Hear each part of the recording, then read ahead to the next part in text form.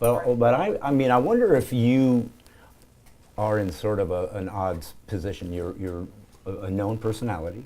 You have a known perspective on most of the way you see the world and how how you articulate it on Earth. Is it possible for you ever to sort of deal with subjects without people being suspect that you have an agenda? It's an interesting question. There is a problem in having an agenda. You've raised a very, very big issue. I am asked very frequently by listeners, and I don't say this to compliment myself. I get plenty of attacks to keep me sober. But I am asked, how Dennis, can one think clearly? You strike us as someone who does. I love clarity. That's my first aim. And you, Dennis, seem to be clear in the way you approach issues. Is there a secret? And I said, yes, there is a secret. And here's the secret. Don't let an agenda cloud your perception of truth. First, I have a motto on my show. First, tell the truth, then give your opinion. Okay. Now, if I had no opinion, nobody would tune into my show. And for 33 years consecutively, I've had a show, so clearly people tune in. And they do to hear my opinion. Yes. But if I didn't have a reputation of telling the truth, over time, they wouldn't tune in.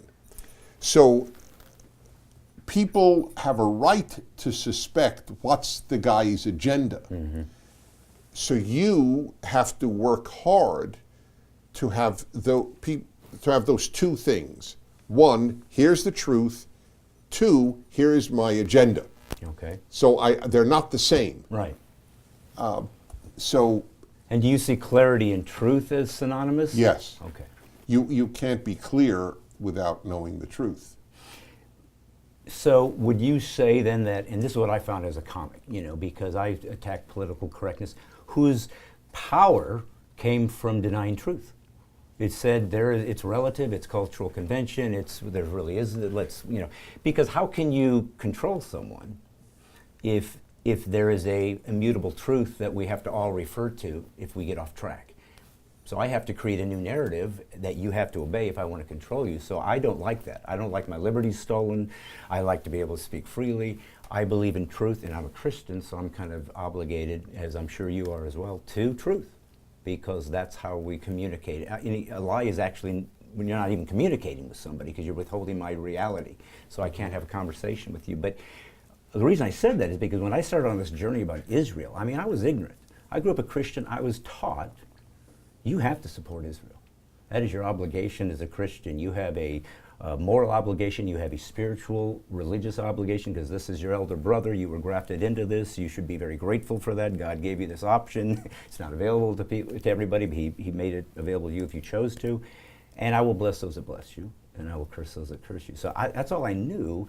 And then I realized, well, if I really want to be a truth teller, I have to be willing to examine this and see, where did I get this idea? Is this somebody taught me this, or does this have clarity biblically? So when I come to you as a Jewish man who is very much, passionate about your faith and how you live it and how you see it, I believe you're a truth teller, but I don't know how people, based on what's happening in Israel, are not going to assume, but he's already on their side. He's never going to see the Palestinian side. He is incapable, because that even Israel itself is denying us our rights. I mean, they call it an apartheid state. Explain that.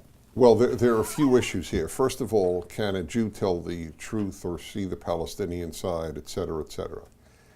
It reminds me of, I have two immediate responses. One is it reminds me of a caller who said I had no right to speak about abortion because I didn't have a uterus. So this notion that you are disqualified because you are X or Y, that would mean obviously similarly no Arab or Muslim could speak about the Middle East. So no Jew can speak about the Middle East, no Arab or Muslim, obviously no evangelical Christian, because they have the commitment that, or many have the commitment that you just articulated. So who exactly can talk about it?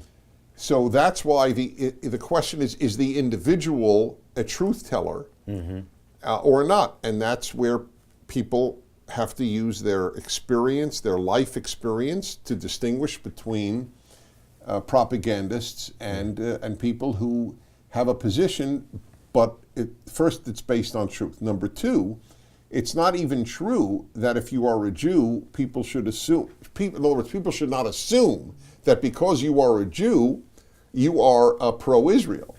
That used to be the case. It is not the case today. In fact, many of the leading anti-Jewish voices in the academic world are Jews. Explain that. Well, explain that. I can explain it. Actually, it's a sad fact, and the fact is that most Jews are not Jewish religiously; they are Jewish ethnically. Okay. And so if Judaism isn't their religion, what is their religion? Well, it's usually, if they affirm some other ism, it's usually leftism. Okay.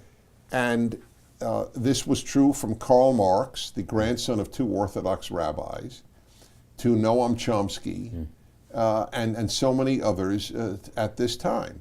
When I've often said Jews make up isms like Italians make up operas. It's just built in. Jews make up religions. Okay. And that's environmentalism, feminism, socialism, Marxism. It's if you want to call Freudianism in some ways a religion. These are almost all founded by or led by Jews. That's why I wish Jews stuck to Judaism. They do the world a lot more good if they're faithful to Judaism. Right. But that answers your question. Yeah. There's no reason to assume that just because someone's a Jew, they are pro-Israel. Right. And as I said earlier, who could you ask the question to? Right. Theoretically, everybody has an agenda. Yes, exactly. Well, well, that's kind of what I was getting at, because I've always, back in the day, I remember Get Smart, and they used to have that cone of silence, if you remember that. It was always funny. But I always thought I would love to do a show where you have, I don't know what you would call it, the PC free zone, where for one moment I'm allowed to ask a question out of ignorance and not be accused of being a racist or a, sexist, whatever, simply because I'm just trying to garner information, which I think has been stolen from us. We can't even have a conversation because I'm ignorant, and I assume that came from a bigoted point of view, then I'm not even allowed to move forward. I say that because who am I to seek the deep undergirdings of the Jewish nation who've gone through stuff I don't understand, who have a history, maybe the most documented, persecuted people group in history. I mean, they're documented. Here's who we were, here's we got thrown out here, then we got thrown out there, and then we ended up here. But what I was wondering, and I think you are safe to look to that, do you believe the Jews are maybe, because they never normally had power to be able to defend themselves, that they almost learned to take upon an appeasement mentality, that they'll just, whatever you want us to leave, we'll leave, just leave us alone. Like they've almost learned to be defeatist, and then finally here comes Israel. They said, that's it, we're drawing a line in the sand, this is what Well, the Israelis did feel that, and they wanted a sharp break with what they considered a less virile response to life and to enemies. So Israel nobody accuses Israel of being wimpy. Yeah. But it was, the Israelis came to realize that their critique of pre-Israel Jewish history was not valid. Nobody fought the Nazis back in the concentration camps. The Nazis murdered millions of Russian prisoners of war. These are tough guys from the Russian army, from the Red Army. They didn't revolt. When you're naked and starved, and if you do anything, everybody in your horrible bunk is then tortured to death. What are you going to do exactly? Yeah, right. So it's always bothered me the sheep to the slaughter terminology. everybody under those circumstances is sheep to the slaughter. So it's an unfair characterization. There's nothing you can do. However, it doesn't mean that 2,000 years of persecution did not have some impact on the Jewish psyche. You're right. How could it not? Right. And the general belief was try to ingratiate yourself with the power that be, and then they'll protect you from the anti-Semitic uprisings that will take place in the society. They thought that the German government, they couldn't believe the German government is going to round us up. It did seem impossible in the most cultured country in Europe. Right. So I don't blame the Jews for that. I blame Jews today for for too many having this leftist outlook on life, which, among other things, doesn't appreciate not only Israel but America. Yeah. Two of the finest countries ever developed. An inability to appreciate the good says something about you. So when you go from sort of a leftist ideology that replaces your religious beliefs or your culture or whatnot, that's one thing. Because not everybody's cut from the same cloth, though, and there's not all Christians are the same, not all blacks are the same, or whatever. Maybe this is an unanswerable question, but when you deal with a Noam Chomsky, someone who almost seems anti-Semitic, which is there an answer to that type of almost anger or disengagement or shame of his own? I don't understand how you would reach that space and not feel something has happened to you, broken inside. Right. It's very hard to explain Noam Chomsky. A man, he's an American Jew who has spent his life crapping on America and Israel. Well, and Jews in general, it seems. He just seems to almost see the Judaism as something he's ashamed of or has run from. Well, it doesn't play a major role in his life, or even, I don't think it plays any role in his life, but psychologically it might. It is very hard to explain how a Jew can go to Lebanon and appear with the head of Hezbollah who wants to destroy Israel and say, I support Hezbollah. Yeah. I mean, but the truth is, it's hard to imagine any moral human being. Right. There's something sick in your conscience. There's something so broken in your compass to support Hezbollah that the question is doubly troubling because he's a Jew. Right. But it's troubling about any human who would. Of course. If a Lithuanian did it, if a Uruguayan went there, I was, what are you, sick? You support Hezbollah? Do you understand what they do and what they stand for? What's wrong with you? Right. Do you, again, maybe an unanswerable question, but the truth is what you just said, the thousands of years of documented anti-Semitism, the one particular group that just people don't want any part of for some reason. Do you have any sense of why that, what is Oh, well, yes. Actually, I wrote a book called Why the Jews. In fact, it's going into its third edition because there's so much anti-Semitism.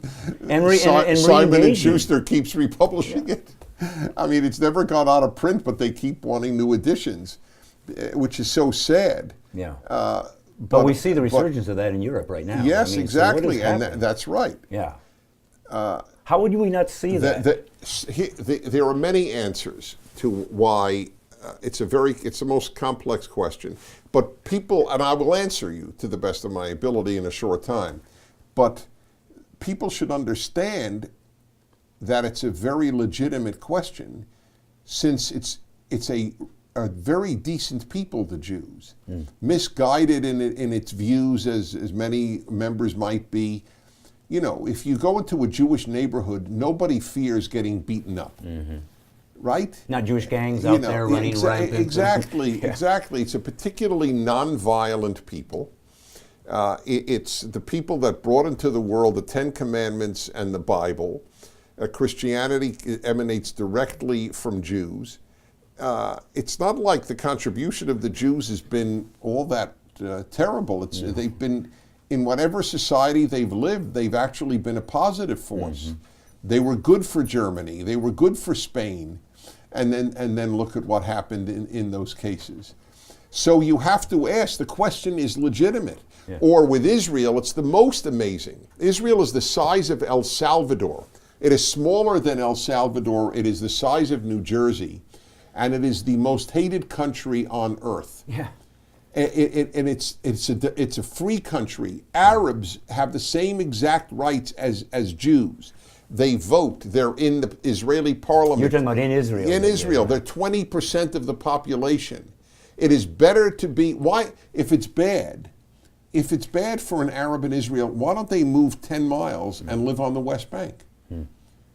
Because they love it in Israel, because the freest Arabs in the Middle East are in Israel. It's the best situation for an Arab in the Middle East is probably in Israel. Okay. So certainly the best for a Christian in the Middle East is in the Jewish state. Certainly. And yet it's the only state threatened with annihilation in the whole world. There is no other state threatened this way. So all I'm saying is your question is legitimate.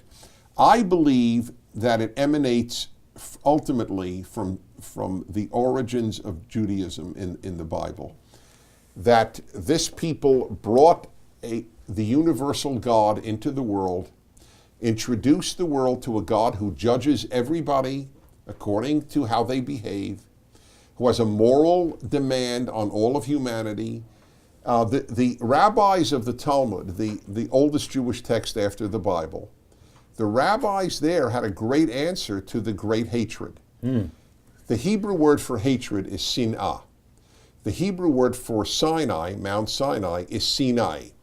Now, you don't have to know Hebrew to hear how similar Sinah and Sinai are. And they said, you want to know where the Sinah, hatred, comes from? The Sinah is from Sinai. The hatred is from Sinai. Bringing a God into the world who says, do not murder, do not steal, do not commit adultery, do not lie, honor your parents, etc. The Jews, as non-Jewish writer Ernest von den Haag has written, and Edward Flannery, a Catholic priest, wrote on this, has never been forgiven for bringing this God, this judgment, these moral rules into the world. And George Gilder, who is a Christian and a major writer on economics, he has written a book, The Israel Test. And he did a video, if people want to see the video in 5 minutes, he did it for PragerUniversity.com. And in it, his whole thesis is, just see how people react to Israel, and you know all you need to know about them. Are they envious of success, or do they want to destroy it? Or do they want to, emulate it? Do they want to destroy it, or do they want to emulate it? Well, and in the American experience with the American dream, we've always been for the underdog. But suddenly that seems to be shifting. Well, you see, we've always been not so much for the underdog, but for the right guy. Yeah. See, this is a big problem to always root for. What if the underdog is bad? The Germans were the underdog in 1945. Yeah. I hope nobody was rooting for them. Right. Japan was the underdog in Hiroshima, but they were wrong. Underdog is an amoral concept. Okay. So we root for the right guy. Okay. Often it's the underdog, but not always. So, again, I'm not an academic, I'm not a theologian, so I'm just trying to see if it's possible to find some truth in this hotbed issue that seems to matter to the world, this little piece of land. So I feel like your expertise, and I've asked this a few times, nobody's been able to give me the answer. I think you can. What's a Zionist? What's a Zionist as an objective definition? That's not an opinion. A Zionist is one who believes that there is a Jewish people, and the Jewish people have a right to the Jewish state that they lived in all through the last 3,000 years. But is that decreed through a spiritual dimension, like a God No, given, or is it in more fact, of the just a Zionist movement cultural? was founded by Jewish atheists. So it's cultural. It's national. It's not cultural. It's Okay. national. Jews are a nation and a religion. Okay. And that's very rare. The only other example today is probably Hindus. But it was common in the ancient world, but it is not today. Americans are a nation. Christianity is a religion. French are a nation. Islam is a religion, and so on.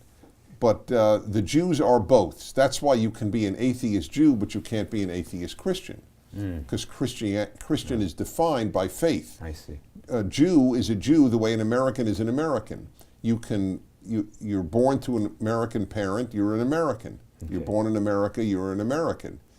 Likewise, if you're a Jew and you're born to a Jewish mother, you are a Jew, or if you can convert to becoming an American. It's called naturalization. So it's the exact same thing with regard to Jews. And the Jews who believed in the Jews returning to their national home founded Zionism, and those Jews were overwhelmingly not religious. So the Zionism gave you sort of a foundation to go to as Jews to find a sympathy to. Well, it was something. to return to Zion. Okay. All right. I mean, it's funny how many people don't. Yeah, people are confused don't know. by that thing, Yes, or it's it seems right. to be a dichotomy. Well, the amazing thing is, every nation is allowed its country except the Jews. That's what's amazing. Again, it's the classic example of anti-Semitism. Right. Jews are singled out from all other peoples. Every nation is allowed its country except the Jews. They can't have one. They're the oldest country in the world. That's the irony. Jews lived in Jewland, called Israel, 3,000 years ago. And that's documented because that's That is documented. That's contention with the Yes. Palestinians who would say, wait, Well, we were here before the you. Palestinians say Jesus was not a Jew. They say he was a Palestinian. Okay, how did they come up with that conclusion? The way the Nazis said that Jesus was not a Jew, he was an Aryan. That's what Jew haters do. Okay. But are you saying then that the media at large, or the world media, the distributor of information, buy into this? Because obviously there should be some way of documenting. You know, we have the Abrahamic covenant that exists in the Bible. Anybody can read that. Of course, Arabs came from Abraham as well with Ishmael. So we have this sort of, I guess, dual claim to this father. And so what I was, trying to figure out, and again, you're educating me, so I'm trying to find out answers to this as opposed to as acting as though I have, trying to draw something out of you that I'm looking for. But I'm trying to discover if truth is what is necessary for any group of people to move forward without anarchy or bloodshed, because we all hopefully presume that when truth is discovered, we'll all give our belief system over to that thing. Well, we don't see that. We see Palestinians who are dying, refugees, this and that.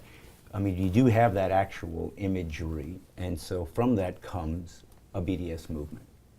This is apartheid, or this must be stopped.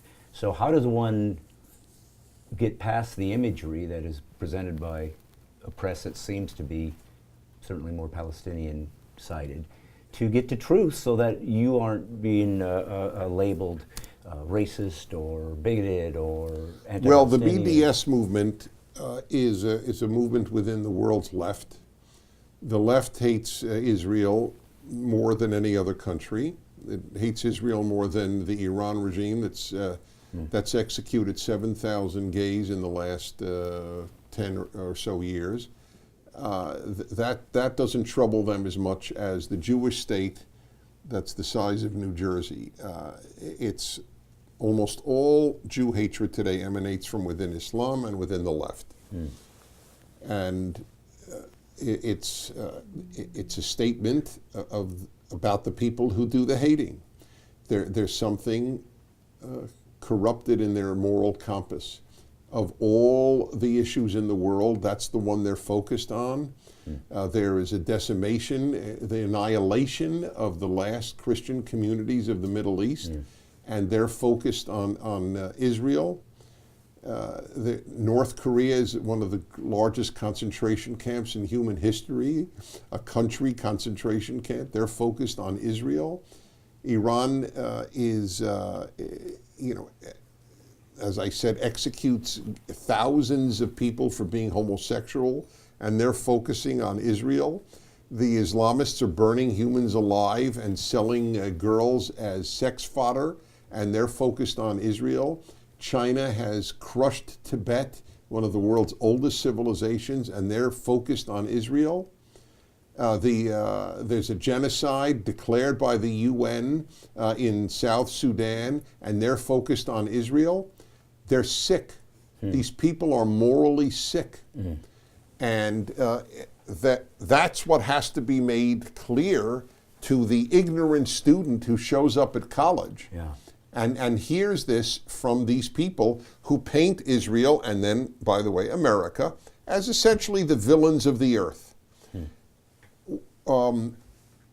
I have a series of rules I call Prager's rules of life. One of them is those who don't fight evil hate those who do. America and Israel fight evil.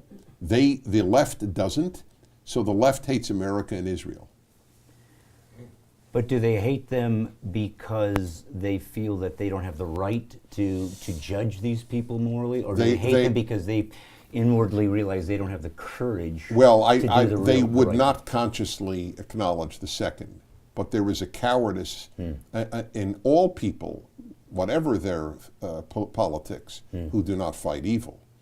But there's a particularly heinous type who fights the people who do fight evil.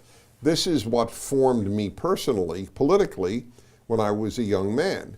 And it was the height of the Cold War, and the left hated Reagan more than it hated Brezhnev, the Soviet leader. And I thought, there's something sick here. Soviet Union is an evil empire. Why are they so angry at Ronald Reagan for calling the Soviet Union an evil empire? Yeah. Well, and that's when I wonder if it goes back to relativism, and this idea of non-truth. Because the moment that it's cultural conventions, the moment that you simply say, who are you to tell me, and it might go back to what you said about the introduction of the monotheistic God that finally said, here's the rules, and it ain't going to change. Once a human being is held responsible for behavior, at least biblically, they would say, well, remember, non-responsibility for behavior is a very big aspect of the left. That's why they say poverty causes crime. Right. We who are biblically based say, no, your bad moral choice made you rape. Yes. Not your economic circumstance. Right. Well, so based on this history and this, like you said, not almost, irrational hatred, or almost like a psychosis, frankly, do you think it would be, if both parties were sincere about peace, and that's remains to be seen. I mean, that's I think what I have been discovering is people pretty much are saying Palestinians don't want peace. It's a smokescreen, but they're not going to until Israel. Oh, they want peace. They want peace without a Jewish state. Well, that's it. So see, that's very important to add. Does the average Palestinian want peace? Yeah, providing there's no Jewish state. Now, would you say that is 25% of Palestinians, according to polls, support ISIS? Forget, don't recognize Israel as a Jewish state. Support the people who have reintroduced sex slavery on a vast canvas, who burn captives alive, who slit the throats of innocent African Christians. 25% of Palestinians support them. So do they want peace? They would say, sure, we want peace. Then you say, you want peace with a Jewish state of Israel? That's separate. But would you also then, just trying to go back to your statement about anti-Semitism, maybe coming from the idea of the God that suddenly made was the rule maker and that we suddenly had to bow to. Do you think then that the Palestinian response to Jews would be more in keeping of the conflict between their religious belief, as opposed to sort of a political play on? Is it religiously animated? In other words, yes, would it that is be religious. more? Would yes. that be more? Their conflict is I've your always- God with their God. I've always argued that it was religiously based, the Middle East conflict. And when I was at Columbia University School of International Affairs, I was at the Middle East Institute studying Arabic and Hebrew in the Middle East. And all my professors believed the issue was political and geographic and about land, and I believed it was religious then, and I've been vindicated. The fundamentalist Muslim does not see room for Christians or Jews except as dhimmi, except as basically protected and persecuted minorities. Yes. Well, and this is one of the things that I've been asking people too, because again, as coming from a Christian perspective, here's the problem. I mean, not a problem, but it's just the truth. If I believe that God told me to do something, I have no options. If I believe it, Right. I have no options. God says, go kill innocents and it will be to my glory. Okay. God says, be good to your neighbor and your enemies. I don't want to do that, but I'm God. I've asked you to act unnaturally to prove that I'm supernatural, that there is a means to overcome your human nature if you're seeking to love God, who came from the Judeo-Christian ethic. But the reason I bring that up is because God is sort of, he doesn't get any higher than that. Once you've decided He's given me the instructions, there's nowhere else to go. There is no compromise. That being said, and you saying that you believe it is in fact a religious sort of conflict, would that then basically say it would be impossible for a two-state solution? No, I don't think it's impossible. I think, though, that at this moment, it's suicidal. I have always been for a two-state solution, but if Israel were to give complete autonomous freedom to the Palestinians, then they would have an ISIS state on their border, which would not only cause Israel horrific consequences, it would probably mean the end of Jordan.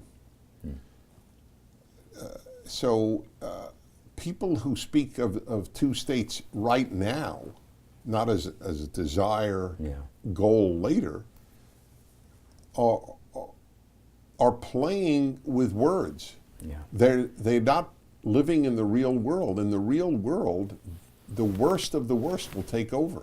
Incidentally, ironically, in a two-state solution, vast numbers of Palestinians will die at the hands of ISIS. So they're not even pro-Palestinian. Yeah. Those who today want Israel, okay, Israel, say goodbye to the West Bank, let them have the total independence. If Israel, and they wouldn't do this, it's just a hypothetical question, but I'm just curious about how you perceive it on the broader scale. If let's say Israel has said, all right, too much tension, every border, they want us dead. We found this big hunk of land in Peru, we're moving. All right, take it, fine. If Israel left, what would the world be like if they didn't exist? All it would do is give more territory to Islamist violence.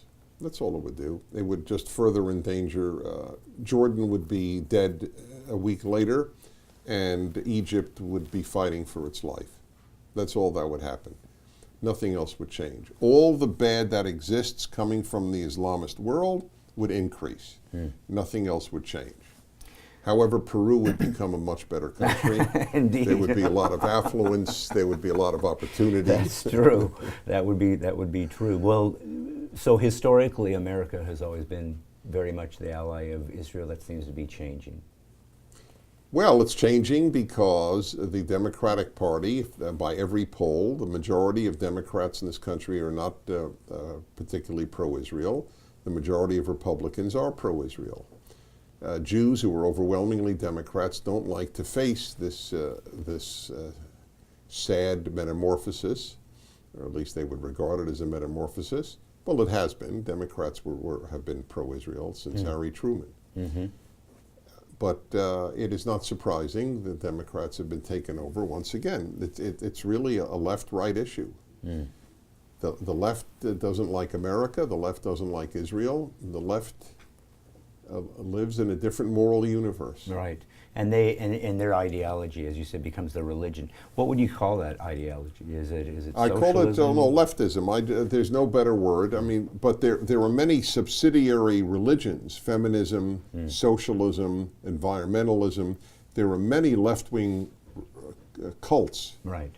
But the general thing is leftism. Look, Thomas Friedman, who is the foreign affairs columnist of the New York Times, wrote recently, it was almost unbelievable, the solution to the problems in the Muslim Middle East is environmentalism. Meaning that... No, means nothing. It doesn't mean anything. It means that he worships at the altar of environmentalism and believes that if we combat climate change through minimizing carbon emissions, there will be peace in the Middle East or close to peace. It's so silly as to boggle the mind. Yeah, and it certainly shows what happens when one loses the sense of a transcendent creator. You have to fill that space with something. Well, that's right. Give yourself well, value. that's G.K. Chesterton put it beautifully. When people stop believing in God, they don't believe in nothing. They believe in anything. And they use that as their God, I suppose, and it gives them value. I think they need to feel that they have justification for existence. I mean, why am I here? What is That's my... right. What is my you hit it on the nose. That's right. What is my purpose? Yeah. My purpose is to fight carbon emissions. Well, and as a Christian, I've been proud, I guess, and I don't mean that in a egocentric way at all. I just mean, I feel like that there has been some elements of my heritage that have been obviously pro-Israel, defending Israel within the sense that this is our obligation, and we are in fact related. I don't know how Jews feel about that. I don't know if that's sort of insulting to a certain degree. No, it's beautiful. Because it's beautiful. I've often wondered if all Christians should feel that way. Well, exactly. But I often wondered if Jews perceived Christians the way Christians perceived Mormons. Because here's this beautiful sacred text from God saying, it is written, I will now give you the truth of why you exist, who I am, how you got here, what's going on. And you guys sacredly carried that through trial and tribulation, writing down your stories, where you screwed up, where you did it good, all out there, warts and all. And here come the Christians who are saying, love your book, but got a new book, better book. I would wonder if it, and of course they mean well. They believe we found your Messiah, come on, let's go. But I wonder if that would feel almost either insulting or if there becomes that gun-shy Jewish thing that here we go again. They're trying to take my heritage again. They're trying to steal my heritage because... The only people trying to steal the Jews' heritage and indeed pervert the Bible are those Christians who believe in replacement theology. That God didn't mean Israel. He really meant something else. This is again, I don't... Sick is not a good word because it's not a mental illness. Yeah. But it's so dishonest. God didn't mean it? Yeah. You got to be kidding. Right. Especially, here's the irony, when people who believe in sola scriptura say it.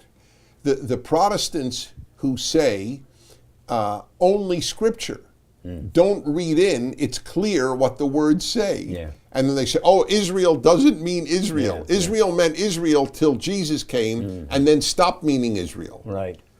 Wow, that's mind-blowing. Right. Christians should be fighting these people because while Jews can find it offensive, Christians have to see it as an attack on the very biblical origins of Christianity. Yeah. So, and by the way, then where does it end? Okay, so I come along and say, well, it didn't really mean Jesus. It really meant, and then you fill in your son of God or your prophet. Right. It doesn't really mean Jesus. Now, Mormons don't say this, but let's say Mormons said, no, it really means Joseph Smith. Right. Huh? Yeah. By the way, Mormons don't say No, that. I just want to make that clear, but I'm just trying to give some You're right. example of what, it doesn't really mean Israel. Right. That's where Jews get annoyed. I think my own theology is that Christianity, when done right, is a divine vehicle to bring the world to the God of Mount Sinai, the God of Abraham, the God of Israel, the God of the Torah, and to the Torah. There are more Christians who believe in the divinity of the Torah than Jews. So I see Christians doing Christianity right as doing God's work. Wow. Well, and that doesn't seem to be inconsistent with the stories of the Jews. I mean, in some odd way, God was very open about saying, well, they bailed. I bailed them out, and they bailed on me again. You know, what's wrong with these people? Well, we got you out of Egypt, but now we're angry that we don't have onions or whatever to eat. So, I mean, does that? Obviously, you're no different than me. You're a human being made in the image of God. You have your own sin. We're all like this. We're in a fallen place. But do you feel like there is sort of a, I don't know, you speak about the DNA of the human and how he perceives things and how that drives him or culturally the tribe that he inhabits. Do you feel like the responsibility that was given to the Jews when God said it's you, and there is so many sort of ideas up to this of Jews in abandoning this or wanting to distance themselves, is the responsibility too great to bear? Is it? Yeah. I mean, what is going on? Well, it's not only the responsibility of being chosen. I believe the Jews are the chosen people. Which means what? Which means that God looked on earth and decided to make this people the bearers of the message of there is one God, the God who created the universe of Genesis 1, the God who gave the Ten Commandments in Exodus 20, etc. We Jews are supposed to be the messenger to bring the message of this God to the world. I describe my people, the Jews, as the messenger who forgot his message. So that this is a Jewish tragedy. Mm-hmm. By the way, Jews didn't forget the message throughout history, but 2,000 years of horrific persecution has made Jews preoccupied with survival, not bringing a message. Right. If you're fleeing for your life and your wife is fleeing from rapists, you're not thinking, gee, what is the ethical message I have to bring to humanity? You're thinking, how do I survive? Yeah. Jews have had to think about how to survive for 2,000 years, and only now do we have the luxury, and not always, but in America and to a certain extent in Israel, to think, gee, what is our message? And it should be, in a nutshell, the God of the Ten Commandments. I want to bring the world to the Ten Commandments. There is a God, I am the Lord your God, okay? And you will not steal, and you will not murder, and you will honor your parents, and so on. Because I, the creator of the universe, demand it from you. That's what we should be teaching the world. And I wish we were. You mentioned the Jews complaining about not having the food that they had in Egypt. I just want to say a word about this. One of the reasons I believe in the Hebrew Bible, my Bible, is that the Jews are depicted so negatively. Yeah. If Jews had written it alone with no divine influence, they would never have depicted themselves negatively. And Nobody did. Yeah. Exactly. Exactly. No, I agree with you. I mean, because I think it's, I have to be careful, and I could self-righteous because, okay, it was the Jews, but it doesn't matter who it was. I've chosen the Ethiopians. We're humans. Everybody would have made the same problem. Everybody would have made the same. Yes. But because it's focused on you, yes, we get to see every moment. That's right. We get to see all the sinning That's right. and then we can sometimes look at that myopically and go, it's well, like, what's wrong with you people? If you would read the American press of the 1950s, or any time, for 60s, 70s, 80s, and you would read the Soviet press of the 50s, 60s, 70s, 80s, you would think the Soviet Union was a beautiful country and America was filled with terrible things. Because the American press reported on all the terrible things, and the Soviet Union just its press depicted the Soviet Union heroically. So you have what you just said. The flaws are magnified because God wants us to be a kingdom of priests. That's our calling as Jews. Well, do you think Jews trust Christians because of the unfortunate inherent anti-Semitism that was happening? Jews, I would say, for most of Christian history, did not trust Christians, and unfortunately, they were right not to. I say that with great sadness. No, me too. And you too, that's right. I think it's changed in my lifetime. I tell Jews all the time, Christians are our best friends. It's a fact. People know this to be a fact now. Not all Christians, obviously, but our best friends are Christians. Not all Christians are our best friends. But this is a sea change from history. Yeah. And this new, younger evangelicals who seem to have been caught up in this sort of social justice, like you said, sloganism. Much easier to sloganize and give a sense of productivity than to actually have to go in and live this disciplined life that's expected of people of faith. Because it's not as easy as we've made it to be. And in America, it has been easy. Because we've never been oppressed, we've never been persecuted, we never had any cost, and now it's coming. Well, the evangelicals are going to have to work very hard to keep the next generation biblically based. Yes, it's look, the dominant religion, the most dynamic religion of the last 100 years in the world has not been Christianity, has not been Islam, certainly not been my Judaism. The most dynamic religion of the last 200 years has been leftism. It has made far more Christian and Jewish converts than Jews and Christians have made leftist converts. They have affected us much more than we have affected them.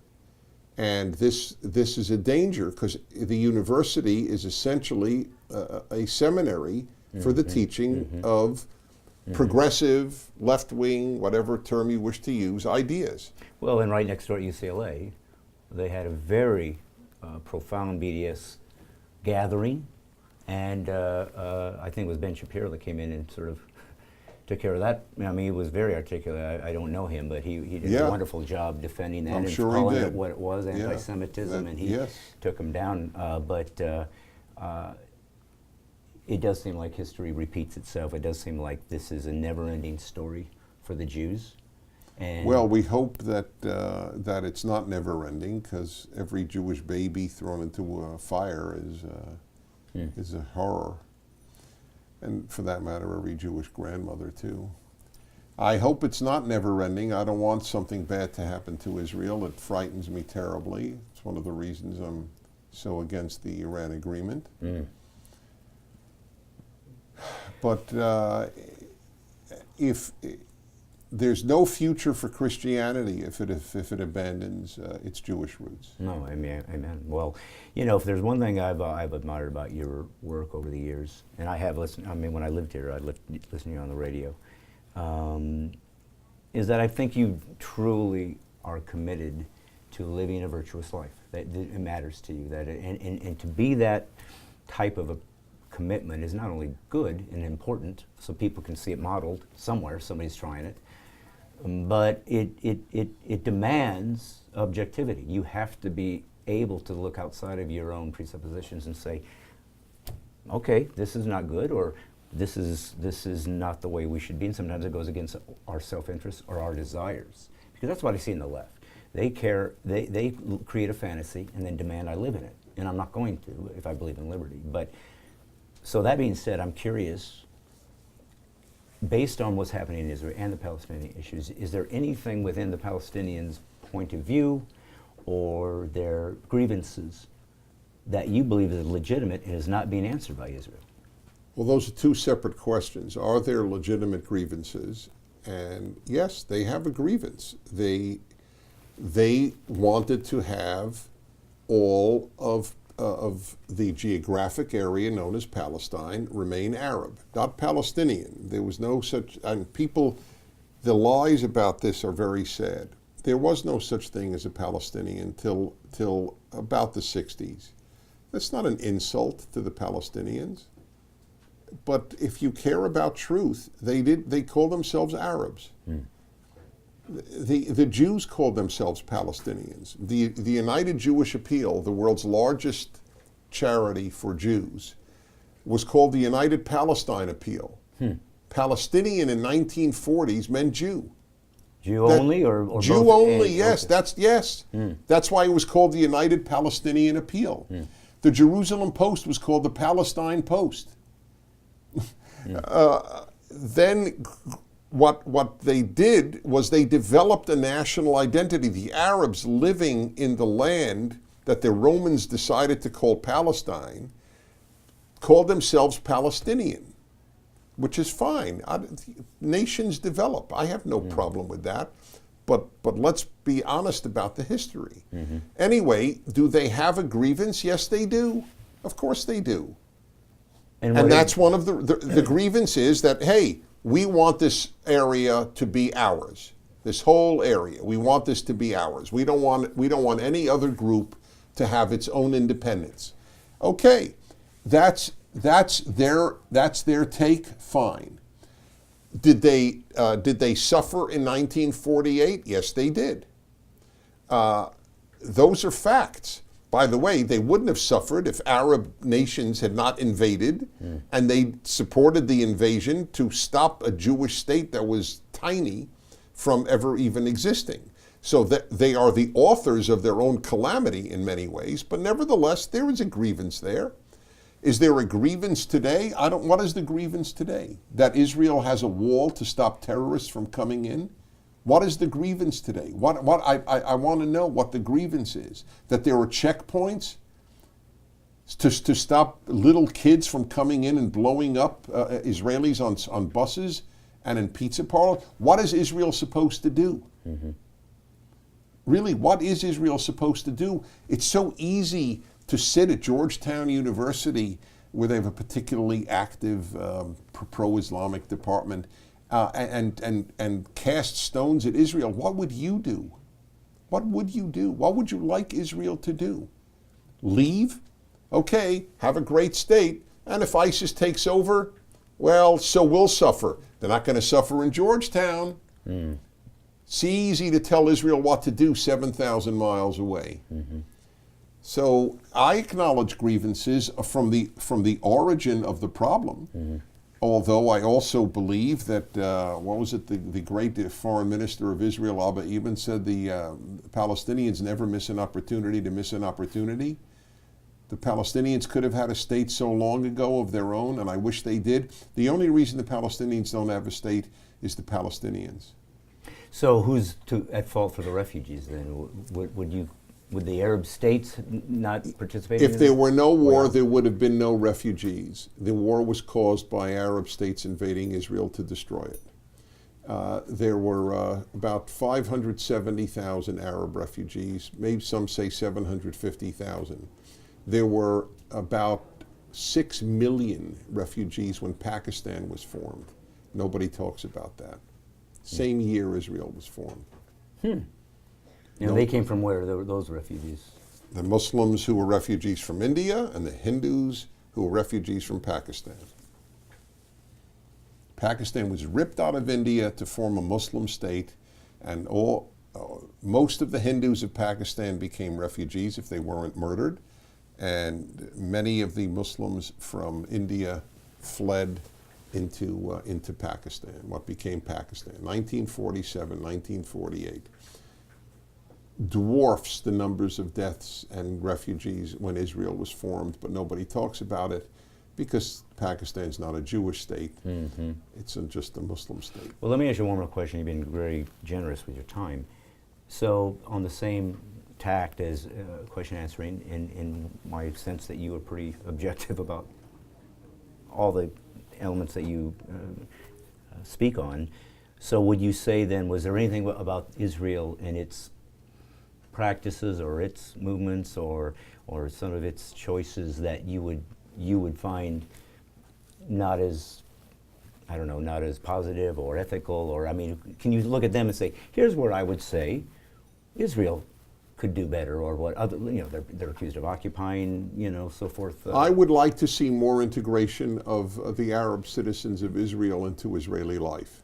I'm sad that they live in enclaves. I wish Israel's Jews made it clear, you could be my neighbor, you could be my co-worker, you could live next door to me. I wish that had happened. I don't think most Israeli Arabs want to do that. I think they want to live among fellow Muslim Arabs. So, but vis-a-vis the Palestinians, Israel made so many offers for a Palestinian state. I don't know what Israel could have done better. I really don't. Maybe Israel should have never, the day after the 6-Day War in '67, said, okay, Jordan, here, have the West Bank back. You tried to annihilate us, but hey, all's forgiven. Maybe they could have done that. I don't know. But the way in which the Jewish holy sites were treated under Jordanian rule, taking Jewish tombstones and using them as urinals, and never allowing a Jew to visit the Western Wall, the Wailing Wall, it's hard to imagine Israelis saying, okay, you can have the Wailing Wall back. And as I leave, what would you as a Jew advise me to be a better Christian? Well, that's a sweet question for you to ask. I think if you are true to Christianity, as I understand it, wherein you try to lead a life asking what would Jesus do, where you try to live by the Ten Commandments, which is my favorite document, where you don't retranslate the Hebrew Bible from Israel into the church or something else, and fight. It says in Psalms, those who love God must hate evil.